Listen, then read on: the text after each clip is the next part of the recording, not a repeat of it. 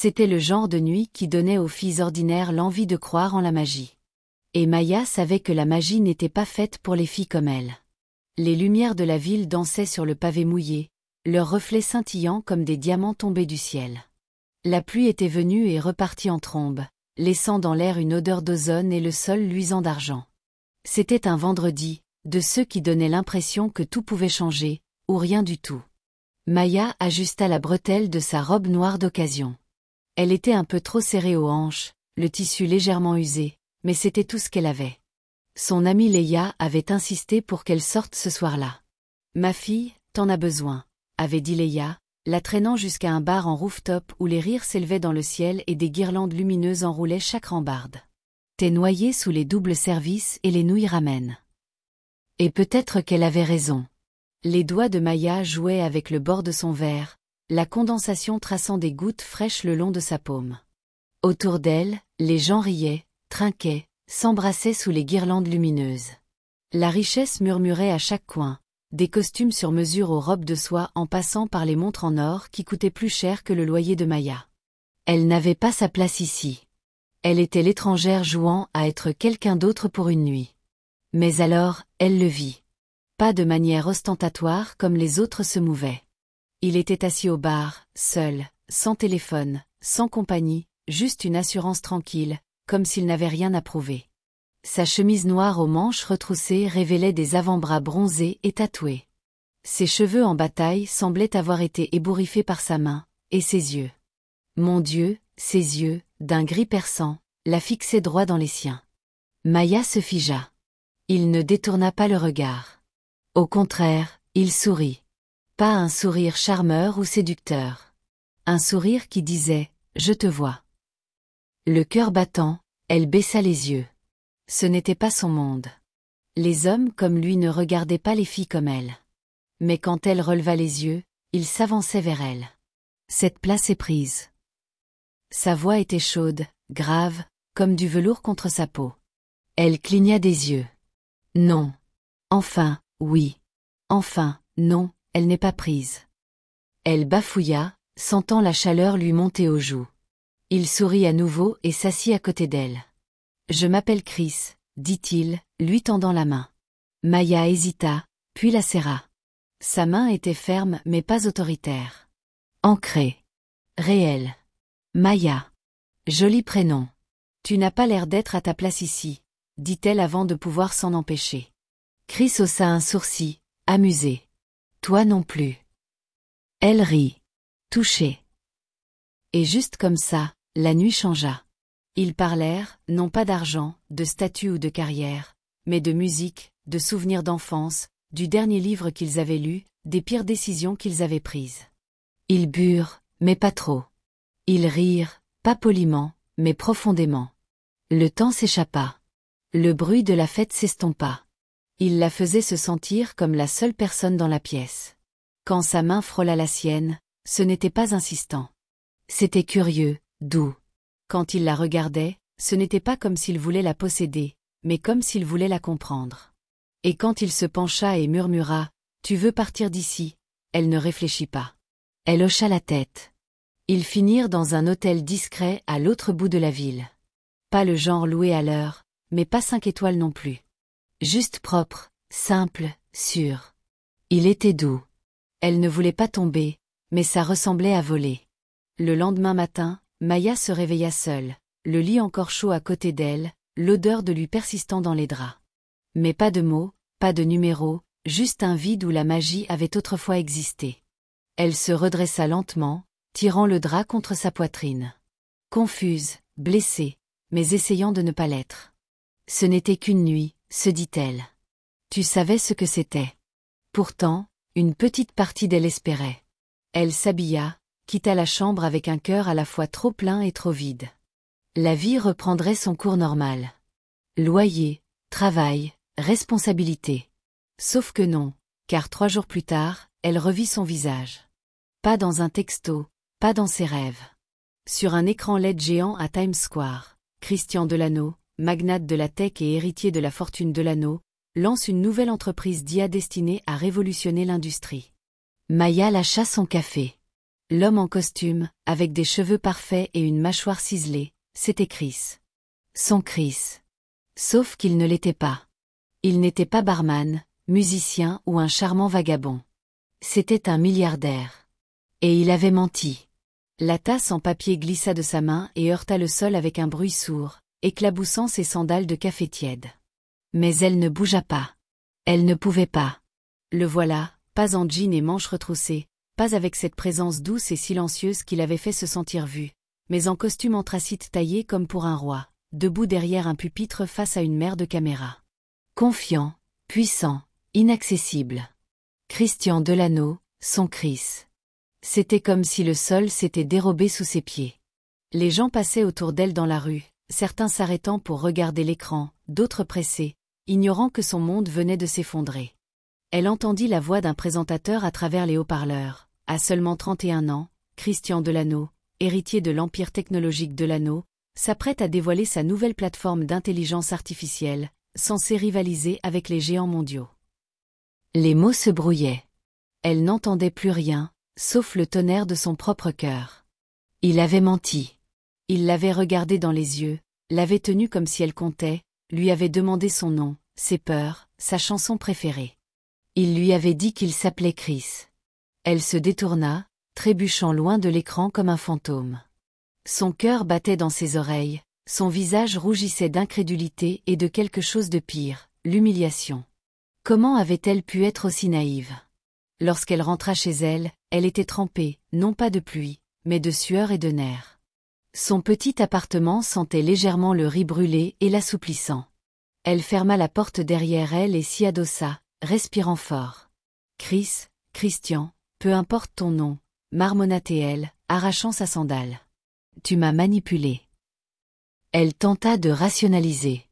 Peut-être voulait-il juste être normal pour une nuit. Peut-être ne voulait-il pas qu'on le poursuive pour son argent. Peut-être. Non, il aurait quand même pu lui dire la vérité.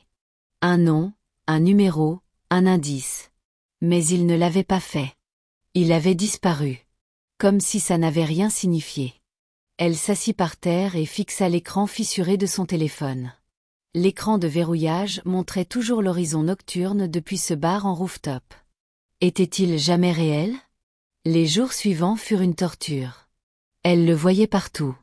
Articles de presse, titres économiques, extraits d'interviews sur YouTube. Le milliardaire célibataire brise le silence sur l'héritage Delano. Christian Delano aperçu avec une femme mystérieuse la semaine dernière. Qui est-elle? Ce dernier titre lui coupa presque le souffle. C'était du clickbait. Pas de photos, pas de nom. Mais Maya referma son ordinateur portable d'un coup sec et jura à voix haute. Sa vie avait été privée, discrète, invisible. Maintenant, à cause d'une nuit, elle risquait de devenir une proie pour les tabloïds. Elle n'était personne. Et lui, il était tout ce que le monde désirait. Leia déboula dans son appartement 2 soirs plus tard, une bouteille de vin à la main et son téléphone en l'air. « Ma fille, explique-moi pourquoi le mec avec qui t'as disparu ressemble à ce milliardaire à la télé. » Maya leva les yeux, essayant de jouer la nonchalance. Leia n'y croyait pas. « Tu m'as dit qu'il s'appelait Chris. Pas Christian Delano, bordel. » Maya gémit et cacha son visage dans un coussin. « Je ne savais pas. » Leia s'assit à côté d'elle, les yeux écarquillés. « T'as passé la nuit avec un milliardaire sans même le savoir. Pas avant 3 jours, quand j'ai vu sa tête au milieu de Broad Street. » Une pause. Puis Leia murmura, « Il a. » « C'était comment? » ?»« Il était parfait, » dit Maya avec amertume. « Il m'a posé des questions sur mes rêves. Ma mère. Ma soupe préférée, bordel. Et puis il m'a ghosté comme si j'étais une œuvre de charité. » Le silence s'étira entre elles. Leia attrapa la bouteille de vin. « Ok, on ne pleure pas pour des riches ce soir. On boit. » Maya réussit à rire faiblement, même si quelque chose dans sa poitrine se serrait plus fort. Mais le lendemain matin, tout changea à nouveau, car quelqu'un frappa à sa porte. Pas un voisin, pas Leia. Un homme en costume sombre. « Mademoiselle Euzé ?» demanda-t-il poliment. Elle cligna des yeux. « Oui. » Il lui tendit une enveloppe blanche élégante. « Ceci est pour vous. » De la part de Monsieur Delano. Son cœur s'arrêta. Elle prit l'enveloppe, les doigts tremblants. L'homme hocha la tête une fois, puis tourna les talons comme si rien de tout cela n'était étrange. Maya fixa l'enveloppe, ses mains moites. Elle avait du poids, de la substance. Son nom était écrit à la main sur le devant, en une écriture soignée et inclinée. Elle l'ouvrit.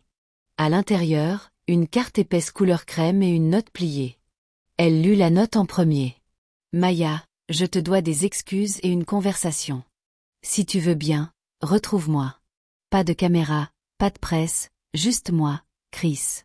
La carte était une invitation, pas à un gala ou un événement médiatique, mais à un dîner privé, dans un endroit dont elle n'avait jamais entendu parler, l'Ivory House. Heure, 20h ce soir. Maya fixa la note jusqu'à ce que ses mains commencent à trembler. Que voulait-il maintenant? Et surtout, était-elle prête à le découvrir? L'enveloppe reposait sur sa table basse comme si elle contenait une bombe. Maya la fixait de l'autre côté de la pièce, les bras croisés contre sa poitrine comme pour se protéger du froid qu'elle ressentait à l'intérieur. Dîner à l'Ivory House. 20h ce soir. Pas de caméra, pas de presse, juste lui. Ouais, c'est ça, marmonnait-elle, faisant les 100 pas. Ses doigts frémissaient de l'envie de déchirer l'invitation, ou peut-être de l'encadrer. Elle n'arrivait pas à décider quel sentiment était le plus fort, la colère ou la curiosité.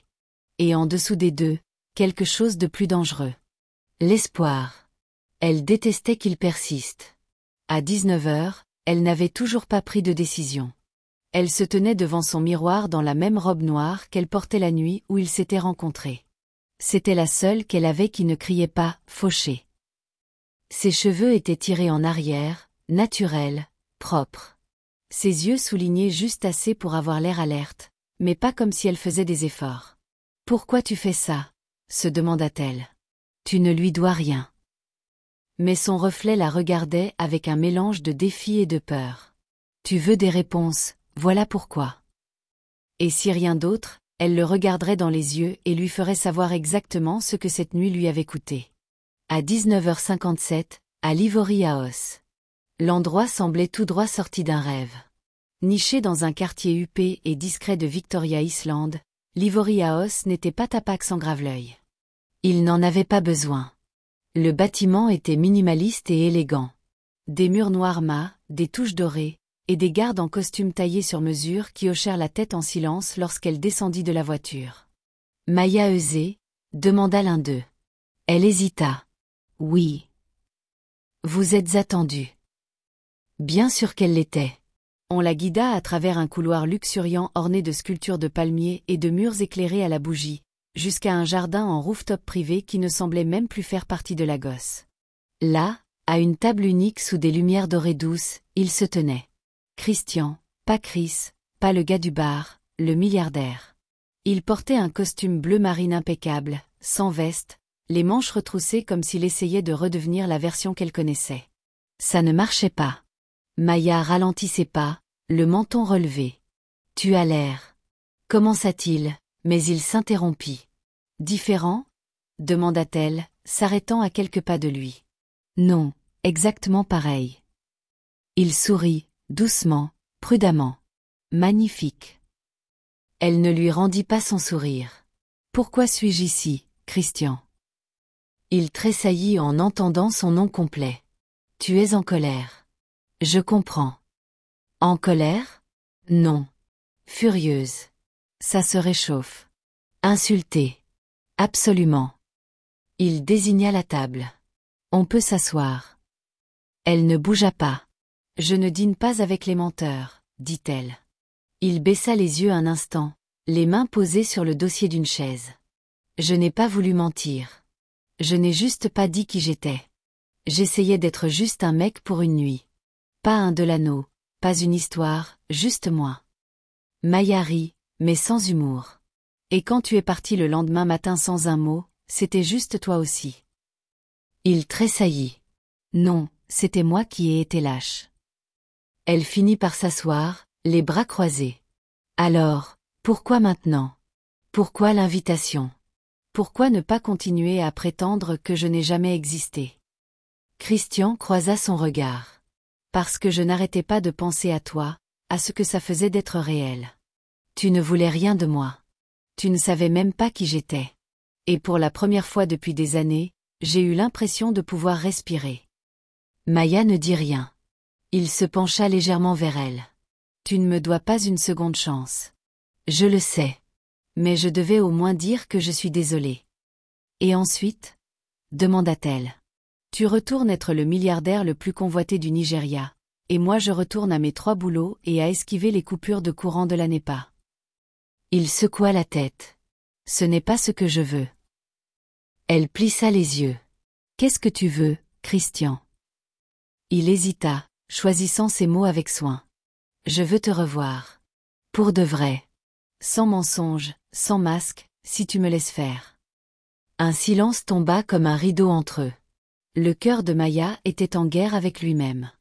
Une partie d'elle voulait le croire. L'autre lui rappelait toutes les fois où le monde lui avait fait comprendre qu'elle n'avait pas sa place dans le sien. Elle le regarda. Cet homme qui faisait les gros titres, qui siégeait dans des conseils d'administration, et elle vit l'homme de cette nuit-là. Celui qui écoutait, qui la faisait rire, qui la tenait comme si elle comptait. Je n'accorde pas facilement de seconde chance, dit-elle. Il hocha la tête. Je ne te respecterais pas si tu le faisais. Elle prit le verre d'eau devant elle et en but une gorgée lente. Alors, je suppose qu'on dîne. Christian l'accompagna jusqu'au trottoir après le dîner, sa main planant près de la sienne comme s'il voulait la tenir, mais n'osait pas. Maya le remarqua, mais elle ne tendit pas la main. Les lumières de Victoria Island scintillaient contre le ciel comme des sequins. Au loin, la circulation bourdonnait, et la vie continuait. Mais dans cette poche de la nuit, il n'y avait que deux, et une question qu'aucun n'avait le courage de poser. Et maintenant? Elle s'appuya contre la voiture noire qui l'attendait pour la ramener chez elle. Le chauffeur regardait droit devant, poliment invisible. Christian s'approcha. Merci d'être venu. Maya hocha légèrement la tête. Je ne l'ai pas fait pour toi. Il sourit faiblement. Je sais, mais je suis quand même content que tu l'aies fait. Une longue pause. Tu as dit que tu voulais me revoir, dit-elle. Mais je veux savoir, Christian, qu'est-ce que tu cherches vraiment? Une distraction, un projet caritatif, un conte de fées que tu peux quitter quand ça cessera d'être excitant? Son visage se durcit légèrement, pas de colère, mais de retenue. Je cherche la seule personne qui m'a regardé dans les yeux sans voir un de l'anneau, dit-il. Et j'espère que cette personne existe encore. Sa poitrine se serra. Elle détestait à quel point cette réponse la touchait. Détestait qu'elle veuille le croire. Elle se tourna vers la portière ouverte de la voiture, mais s'arrêta. Une dernière chose, dit-elle. Ne réapparais pas dans ma vie sauf si tu es prêt à y rester. Il ne parla pas. Il hocha simplement la tête et la regarda disparaître derrière la vitre teintée. Le lendemain matin, Maya retourna au travail dans un café local à Yaba, comme si rien ne s'était passé. Personne là-bas ne savait rien des milliardaires, des jardins en rooftop ou des enveloppes privées livrées par des hommes en costume. Il la connaissait comme la fille qui faisait 2 services, ne se plaignait jamais et pouvait faire durer un sac de riz plus longtemps que la science ne le permettait. Elle aimait ça comme ça. Simple, discret, sûr. Mais la sécurité ne dura pas quand votre passé n'en avait pas fini avec vous. Vers midi, une femme entra dans le café. Grande, d'apparence coûteuse, le genre de femme dont les talons ne claquaient pas, mais annonçait. Elle portait une combinaison rouge élégante et des lunettes de soleil dorées qu'elle ne prit pas la peine d'enlever à l'intérieur. Sa peau était impeccable. Sa démarche dangereuse. Elle s'arrêta devant le comptoir et retira ses lunettes. Maya cligna des yeux. La femme la jaugea de haut en bas, puis sourit. Un sourire si froid qu'il brûlait. Vous devez être Maya. Maya fronça les sourcils. Je suis désolée. On se connaît? La femme se pencha légèrement. Non, mais nous avons partagé un homme. Silence. L'estomac de Maya se noua. La femme tendit la main. Vanessa. Pas de nom de famille. Elle n'en avait pas besoin. Le nom sonnait des cloches. Vanessa E. L'ex de Christian Delano. Publiciste. Puissante. Une prédatrice en rouge. Je ne sais pas ce que Christian t'a dit, dit Vanessa, sa voix mielleuse, mais il a l'habitude de romantiser ses rébellions. Tu es juste sa dernière évasion. Les doigts de Maya se crispèrent sous le comptoir. Je pense que c'est entre moi et Christian. Vanessa rit doucement. Bien sûr. Mais les hommes comme lui. Ils n'épousent pas les filles de café, ma chérie. Ils prennent des vacances avec elles, puis rentrent chez eux. Le cœur de Maya battait fort, mais son visage resta calme. Si vous avez fini de ne rien commander, dit-elle, il y a une queue derrière vous. Vanessa esquissa un sourire. Oh, chérie, tu es adorable. Elle remit ses lunettes, tourna les talons et sortit comme si elle possédait l'air. Maya resta immobile, ses mains tremblant sous le comptoir. Et juste comme ça, le doute fut semé. Cette nuit-là, Christian lui envoya un texto. Chris, le dîner était parfait. Je n'arrête pas de penser à toi. Je peux te revoir? Maya fixa l'écran. Elle tapa, effaça, tapa à nouveau. Puis finalement, Maya, tu as envoyé Vanessa pour me tester? Les points apparurent, s'arrêtèrent, réapparurent. Chris, non. Elle a fait ça de son propre chef. Maya, tu aurais dû me prévenir. Pas de réponse. Pas pendant un moment. Puis, Chris, elle ne parle pas pour moi. Mais elle sait trouver les gens qui comptent pour moi. Je suis désolée, Maya. Compte pour moi. Ce n'était pas de l'amour. Ce n'était même pas du désir, mais c'était un mot qui comptait. Elle posa son téléphone, laissa le silence s'installer, et pour la première fois, elle réalisa que cette chose entre eux n'était plus seulement personnelle. C'était public, et c'était dangereux. Internet le sut avant Maya. Elle remplissait le pot de sucre au café quand Leia déboula par la porte de service, agitant son téléphone comme s'il était en feu.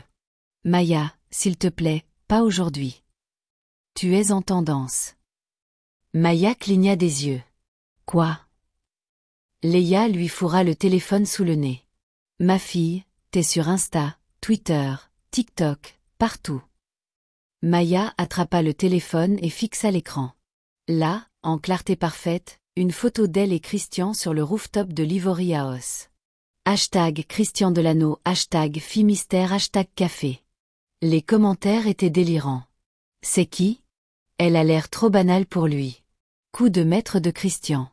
Enfin quelqu'un de réel. C'est forcément une croqueuse de diamants. L'estomac de Maya se noua. Comment ils ont eu cette photo? Murmura-t-elle. Leia plissa les yeux. C'était un dîner privé, non?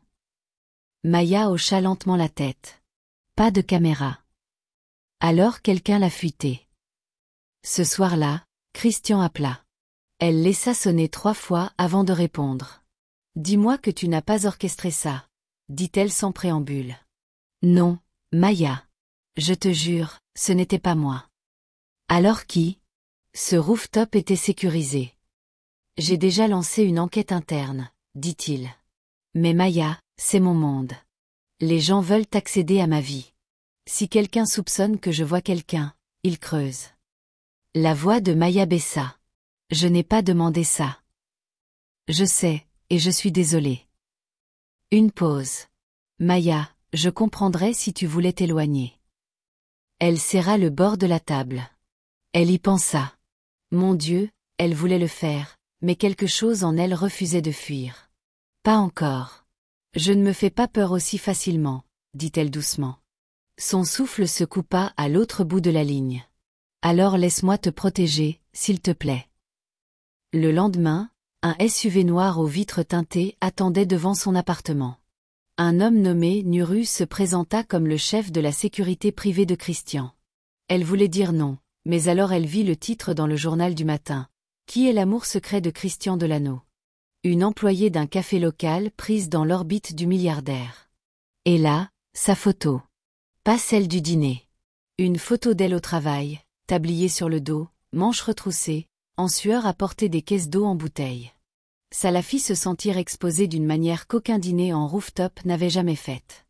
À midi, le gérant du café l'appela dans le bureau à l'arrière. « Je suis désolé, Maya, » dit-il sans croiser son regard. « C'est juste trop d'attention. La presse n'arrête pas d'appeler. Les clients viennent juste pour te voir. Vous me virez. Je te demande de faire une pause. » Au moins jusqu'à ce que ça se calme. Elle resta là, abasourdie. Bien sûr. Je vais juste rentrer chez moi et me détendre pendant que le monde me déchire. De retour dans son appartement, le silence hurlait. Maya fixa le mur pendant longtemps. Puis elle attrapa son téléphone. Maya, je peux te voir? Moins d'une minute plus tard, Christian, je suis déjà en route. Quand il arriva, elle ne parla pas. Elle le laissa entrer, s'assit sur le canapé et le fixa comme s'il était à la fois la tempête et l'abri. J'ai perdu mon boulot, dit-elle enfin. Christian se crispa. Je suis désolée. Je n'ai pas voulu ça pour ton monde. Je sais. Je voulais juste une nuit. Je voulais pour toujours. Ça la stoppa. Sa poitrine se serra. Je ne sais pas ce que c'est, murmura-t-elle. Mais je ne peux pas me perdre dedans. Tu ne te perdras pas, dit-il en s'asseyant à côté d'elle. Je t'aiderai à tenir bon. Elle se tourna vers lui. Alors dis-moi la vérité. Il cligna des yeux. À propos de quoi? Ce qui s'est passé avec Vanessa. Pourquoi elle te déteste? Sa mâchoire se crispa. Voilà. Le secret qu'il n'avait pas prévu de partager. Elle ne voulait pas de moi. Elle voulait le nom de l'anneau, le style de vie, le contrôle. Et quand j'ai mis fin à ça, elle a juré qu'elle ruinerait tout ce que j'essaierais de construire de vrai. Maya déglutit. Et tu penses que moi, c'est vrai?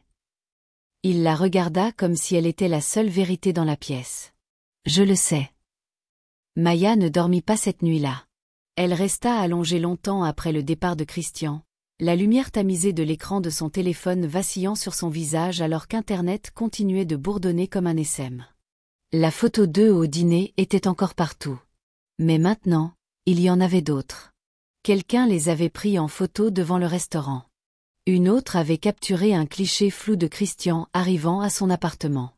Il y avait même une vidéo granuleuse d'elle criant après Vanessa au café, postée avec la légende charmante. Une fille du coin essaie de se battre contre l'ex d'un milliardaire # guerre de classe. Elle verrouilla son téléphone et le posa face contre table. Assez. Elle avait franchi une ligne que le monde ne la laisserait pas retraverser. Le lendemain matin, Christian envoya des fleurs. Pas juste un bouquet, un arrangement entier qui occupait la moitié de son comptoir de cuisine. Des orchidées, des roses, des lys, tous dans des tons dorés et rose pâle. La carte était simple. Je te choisis encore. C'est. Elle fixa les fleurs longtemps. Puis elle prit son téléphone. Maya, il faut qu'on parle. Pas ici. Ils se retrouvèrent à Freedom Park, en centre-ville, en plein jour, à découvert. Elle portait des lunettes de soleil et un foulard, essayant de se fondre dans la foule du dimanche. Christian arriva en t-shirt noir et jean. Pas de sécurité, pas de bruit. Juste lui. Juste Chris. Merci d'être venu, dit-il, s'asseyant à côté d'elle sur un banc à l'ombre. Je ne suis pas là pour les fleurs ou les excuses, dit-elle.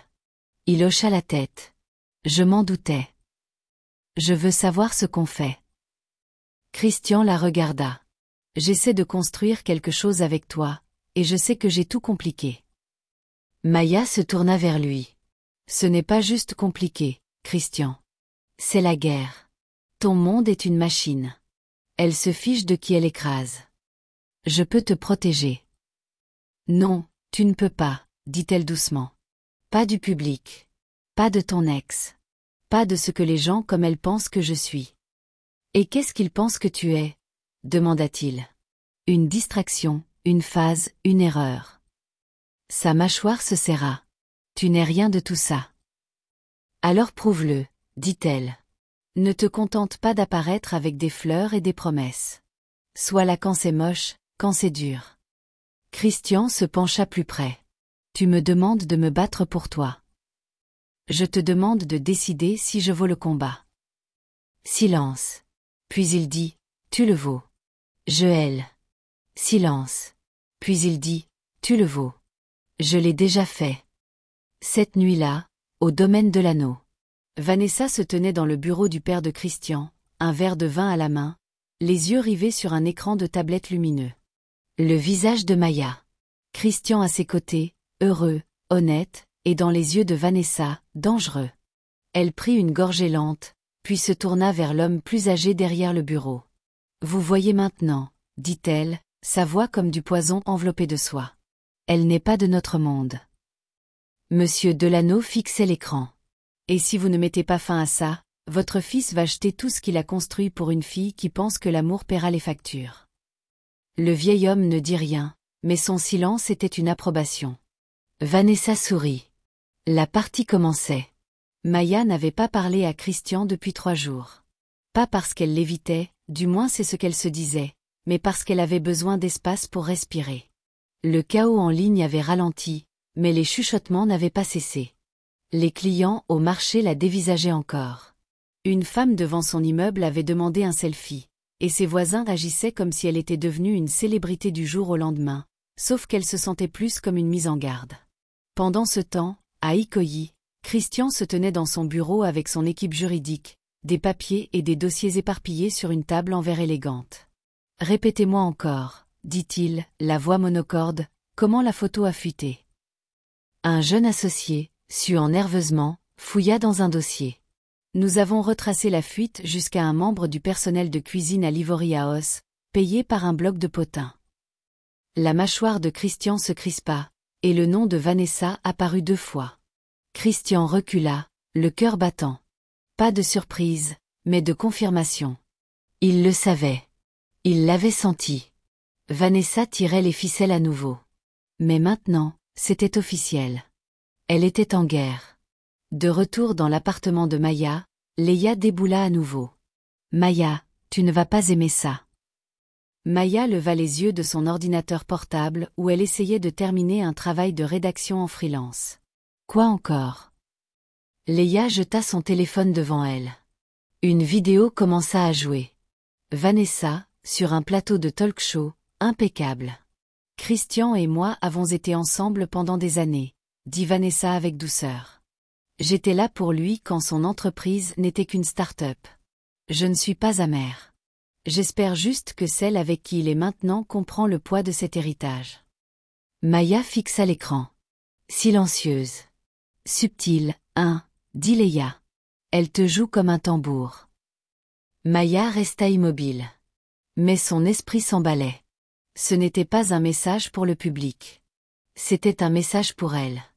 Cette nuit-là, Christian se présenta sans prévenir. Maya ouvrit la porte lentement. Il semblait fatigué, mal rasé, pas apprêté, juste humain. « Tu as vu l'interview ?» dit-il. Maya hocha la tête. Elle fait un coup. Elle l'a déjà fait. Il baissa les yeux. « Je ne t'ai pas protégé comme je l'avais promis. » Non, dit Maya. Tu ne l'as pas fait. Mais ce n'est plus à ce sujet. Christian croisa son regard. Elle essaie de m'éjecter, continua Maya. Mais ce qu'elle ne comprend pas, c'est que je n'ai jamais essayé de m'imposer. Je sais. Alors pourquoi j'ai l'impression de me battre pour une place dans une vie que je n'ai pas demandée? Christian s'avança. Parce que tu la changes. Et les gens comme Vanessa ne supportent pas le changement. Maya croisa les bras. Et maintenant? Je rends ça public. Elle cligna des yeux. Quoi? Je rends ça officiel. Plus de cachotterie. Plus de spéculation. Je dis au monde que tu es la femme que j'aime. Maya le fixa. Ça ne fera qu'empirer les choses. Il secoua la tête. Ça le rendra réel. Elle baissa les yeux sur le sol, le cœur battant. Tu penses vraiment que l'amour suffit? Christian s'approcha et prit sa main. Non, dit-il, mais c'est par là qu'on commence. La conférence de presse de l'anneau était prévue pour midi, mais à 10h30, les réseaux sociaux s'étaient déjà enflammés de spéculations. Grande annonce de Christian Delano aujourd'hui. Une fusion, un scandale, un mariage? Des sources disent qu'il va parler des rumeurs sur la femme mystérieuse. Maya était assise au bord de son lit, fixant son téléphone comme s'il risquait d'exploser. Elle n'avait pas donné son accord. Pas officiellement. Mais Christian avait été clair, il ne se cachait plus. À 11h55, au siège de Delano, Christian monta sur scène dans un costume gris impeccablement taillé, calme mais déterminé. Les flashs des appareils photo crépitaient, la foule se tut, et le cœur de Maya battait à tout rompre à des kilomètres de là. Je sais que beaucoup d'entre vous attendent une mise à jour professionnelle aujourd'hui, dit-il, regardant la mer de journaliste, mais j'ai quelque chose de plus important à partager. Il prit une profonde inspiration. Depuis des mois, j'essaie de garder une partie de ma vie privée. Pas par honte, mais pour protéger quelqu'un. La femme que je vois n'a jamais demandé à être sous les projecteurs. Elle n'a pas couru après l'argent ou l'influence. Elle m'a vu quand je n'étais pas une marque, quand j'étais juste Chris. Le souffle de Maya se coupa. Je l'aime, dit-il clairement. Et elle s'appelle Maya Eusé. La salle explosa. Le visage de Maya apparut sur des écrans à travers le monde. Et Internet s'effondra en deux. 2 heures plus tard, dans l'appartement de Maya. On frappa doucement à la porte. Quand elle l'ouvrit, pas de caméra, juste lui. Christian, avec une seule fleur à la main. « Salut », dit-il. Maya ne parla pas. Il tendit la fleur. « J'ai dit au monde qui tu es. Maintenant, je dois juste demander une chose de plus. » Elle haussa un sourcil. « Quoi donc ?» Il sourit, nerveux, honnête. « Veux-tu continuer à me choisir, même quand les caméras seront parties ?» Ses lèvres tremblèrent. « Je ne t'ai pas choisi pour les caméras. » Il s'avança et la serra dans une étreinte douce et ancrée. Et à cet instant, le monde n'avait plus d'importance. Ni les gros titres, ni les haters, ni Vanessa, ni le nom de l'anneau, juste 2 personnes qui tenaient bon. 6 mois plus tard, Maya se tenait devant son propre café à Lekki, Eusé et compagnie. L'enseigne au-dessus de la porte était simple, peinte à la main. À l'intérieur, ça sentait le pain à la cannelle et le café caramel. Elle se retourna quand la cloche de la porte tinta. Christian entra, portant une petite fille sur sa hanche, sa nièce. Maya rit. « Tu commences tôt. »« Faut les éduquer jeunes, » dit-il en posant l'enfant sur un tabouret. Un journaliste tenta de prendre une photo à travers la vitre. Christian la bloqua doucement et lui fit signe de partir. Maya lui tendit un tablier. « Pas de presse aujourd'hui. » Il sourit. Juste du café et de l'amour. Merci d'avoir suivi. À la prochaine histoire.